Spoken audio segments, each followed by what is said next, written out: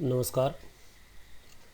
आज आपण आपल्या सहकार विषयातील दुसरं प्रकरण सहकारी संस्थेच्या सचिवाचा पत्रव्यवहार या प्रकरणातील आणखी एका नवीन नमुनापत्राचा अभ्यास करणार आहोत.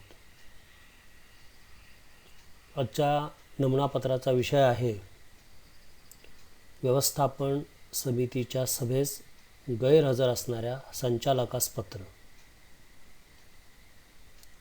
व्यवस्थापन समितीच्या सभेस गैरहजर असणाऱ्या संचालकास पत्र कसं लिहायचं त्याबाबतची माहिती आपण आजच्या या व्हिडिओच्या सहाय्यानं घेणार आहोत. विद्यार्थी मित्रांनो,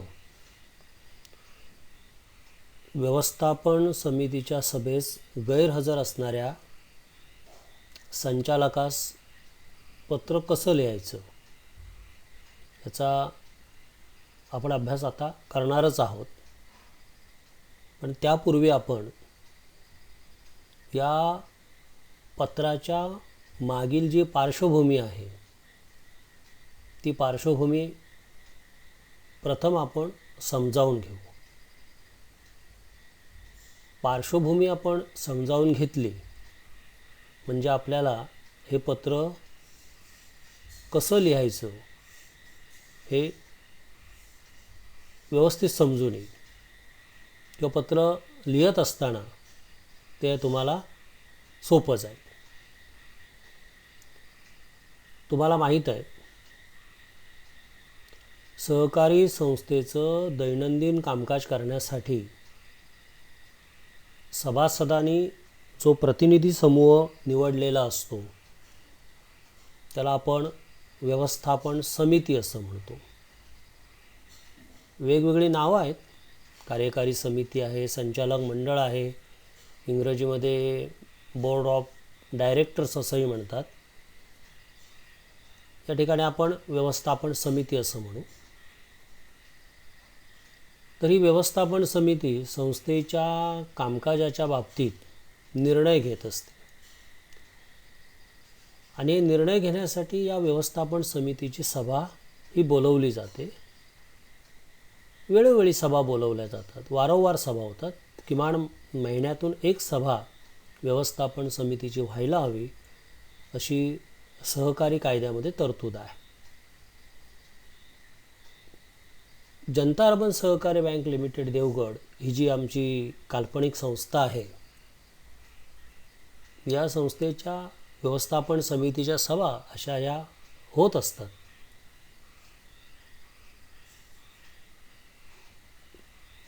या संस्थेची एक सभा, व्यवस्थापन समितीची एक सभा यापूर्वी झालेली आहे. म्हणजे आपण जे पत्रलेखन करतोय त्यापूर्वी, म्हणजे जर आपण आज पत्र लिहिणार आहोत तर त्याच्यापूर्वी सभा झालेली आहे. आणि या सभेला अर्थातच सर्व संचालकांना सूचना पाठवलेली असते, सर्व संचालकांना सूचना गेलेली असते, सभेची कार्यक्रम पत्रिकासुद्धा गेलेली असते. सर्वच संचालक व्यवस्थापन समितीच्या सभेदिवशी हजर राहतात असं नाही. कारण हे जे संचालक असतात त्यांची वैयक्तिक काही कामं असू शकतात आणि त्यामुळे सभेला काही संचालक गैरहजर राहू शकतात. त्यामुळे असे जे गैरहजर राहणारे संचालक असतात या संचालकांना ती जी सभा झालेली असते, म्हणजे संचालक ज्या सभेला गैरहजर होते ती सभा, त्या सभेमध्ये काय कामकाज झालं त्या कामकाजाची माहिती द्यावी लागते. सभेमध्ये जे कामकाज होतं त्याची लेखी नोंद जी केली जाते त्या लेखी नोंदीला सभेचं इतिवृत्त असं म्हणतात. यानंतर पुढे प्रकरण आहे, त्या प्रकरणामध्ये इतिवृत्त म्हणजे काय हे मी आपणास सांगणार आहेच. आज फक्त एवढं लक्षात ठेवा की सभेच्या कामकाजाची लेखी नोंद म्हणजे इतिवृत्त. हे इतिवृत्त गैरहजर असणाऱ्या संचालकांना पाठवलं जातं. ज्या संस्था चांगल्या संस्था आहेत, ज्या आदर्श संस्था आहेत सहकार क्षेत्रातल्या, अशा संस्था प्रामुख्यानं गैरहजर जे डायरेक्टर्स असतात म्हणजे संचालक असतात, यांना त्या सभेमध्ये जे कामकाज झालं ते कामकाज म्हणजे सभेचं इतिवृत्त हे त्या संचालकांना पाठवून देतात,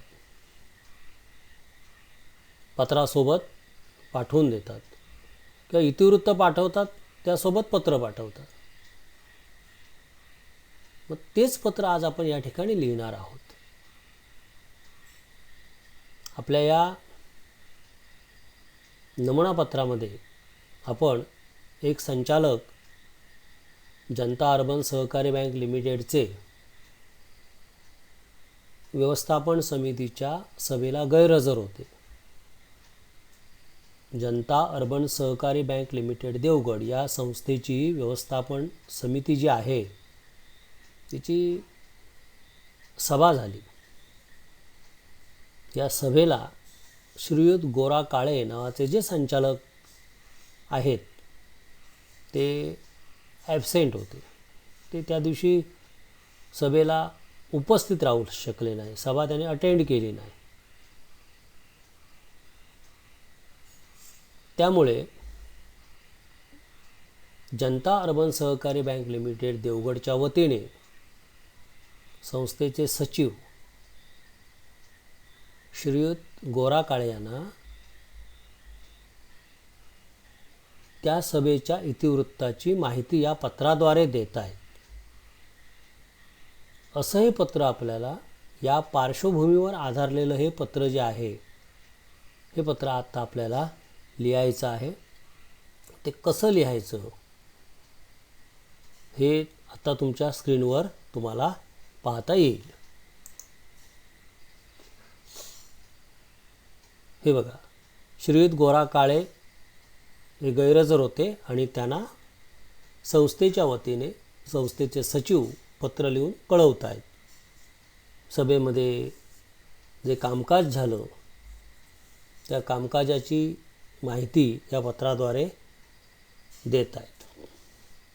तर हे पत्र कसं लिहायचं, तर सुरुवातीला संस्थेचं जे लेटर हेड आहे ते लेटर हेड आपण तयार करणार. नेहमीप्रमाणे आपण एक संस्था गृहीत धरलेली आहे. आत्तापर्यंतच्या सगळ्या पत्रांच्या नमुन्यामध्ये तीच संस्था या ठिकाणी आपण लिहिणार आहोत, म्हणजे संस्थेचं नाव लिहिणार आहोत. जनता अर्बन सहकारी बँक लिमिटेड देवगड, मुक्काम पोस्ट देवगड, तालुका देवगड, जिल्हा सिंधुदुर्ग. दूरध्वनी क्रमांक आपण बँकेचा लिहिलेला आहे, ईमेल ID लिहिलेला आहे आणि फॅक्स नंबर. तुमच्या आवडीप्रमाणे तुम्ही दूरध्वनी क्रमांक, फॅक्स नंबर लिहू शकता.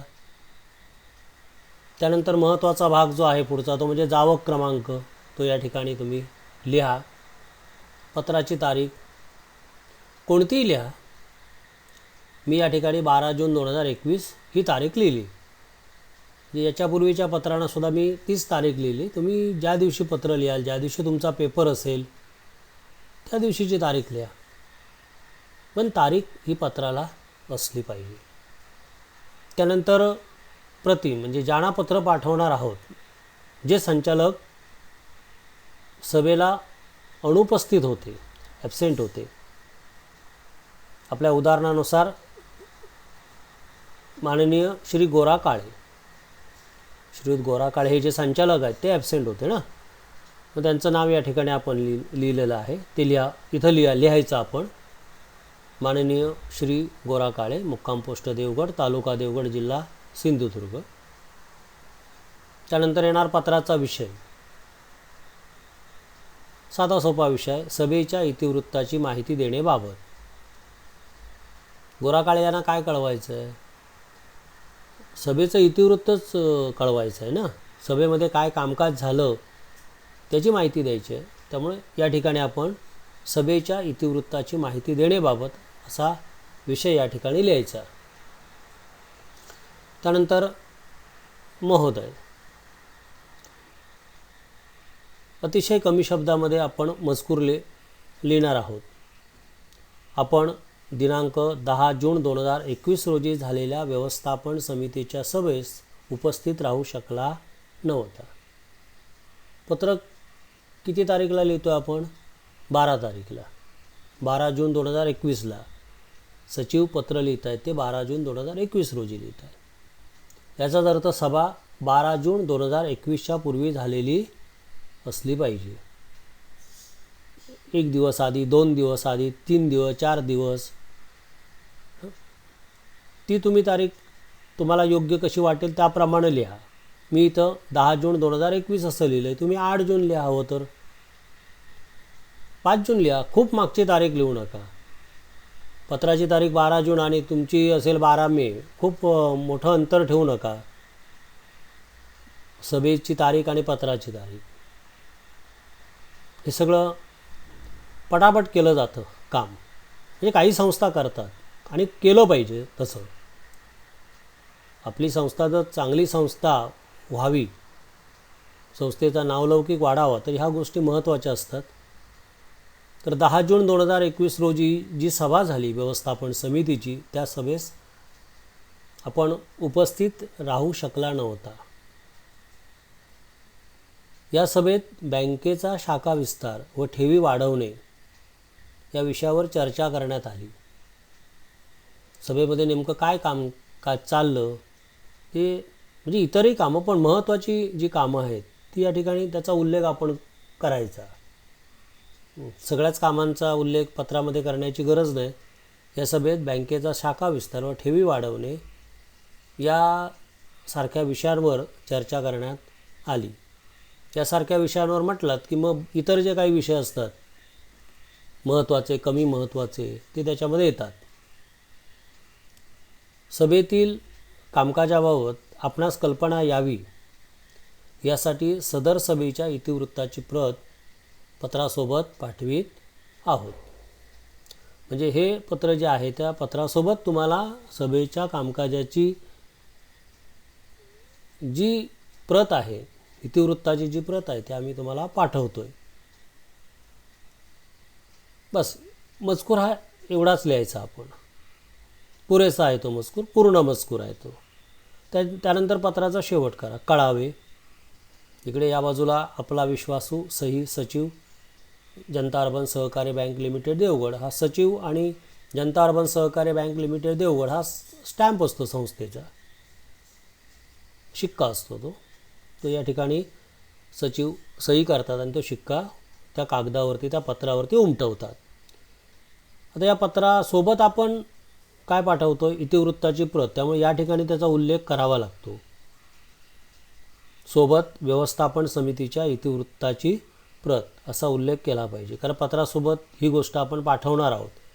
पत्रामध्ये आपण काय काय झालं काम ते लिहिणार नाही. पत्रामध्ये फक्त एवढंच लिहिणार आहोत की तुम्हाला आम्ही इतिवृत्त पाठवतोय तुमच्या माहितीसाठी, असं ते. तर अशा प्रकारे एखादा संचालक जर गैरहजर असेल व्यवस्थापन समितीच्या सभेला, एखादा, 2 काय असतील ते गैरहजर जे कोण असतील ते, तर त्यांना त्या सभेमध्ये जे कामकाज झालं ते कळलं पाहिजे, समजलं पाहिजे. संस्थेने घेतलेले जे निर्णय किंवा जे उपस्थित संचालक होते आणि जे एकत्रितपणे जे निर्णय घेतले ते कळले पाहिजेत. यासाठी गैरहजर सदस्यांना हे इतिवृत्त पाठवलं जातं आणि त्याचंही पत्र अशा प्रकारे लिहिलं जातं. तर विद्यार्थी मित्रांनो, तर असं परीक्षेला पत्र आलं तर हे अशा प्रकारे तुम्ही नमुनापत्र लिहू शकता किंवा पुस्तकामध्ये दिलेलं आहे ते वाचा. तुम्हाला जे कुठलं सोपं वाटेल ते लिहा. पण असं जर पत्र तुम्ही लिहिला तर तुम्हाला अधिक चांगले मार्क्स या नमुनापत्राचे तुम्हाला मिळू शकतात. धन्यवाद.